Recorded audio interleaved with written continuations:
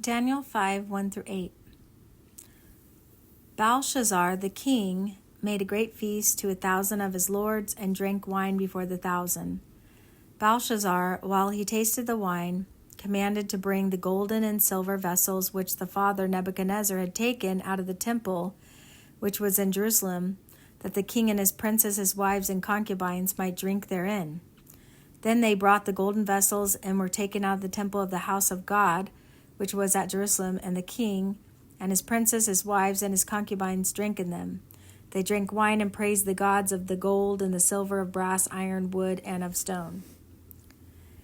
In the same hour came forth fingers of a man's hand and wrote over against the candlestick upon the plaster of the walls of the king's palace. And the king saw the part of the hand that wrote.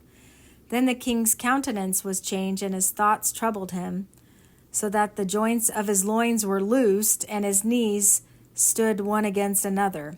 The king cried aloud to bring in the astrologers, Chaldeans, the soothsayers, and the king spake and said to the wise men of Babylon, Whosoever shall read the writing and show the interpretation thereof shall be clothed with scarlet and have a chain of gold about his neck, and shall be the third ruler in the kingdom.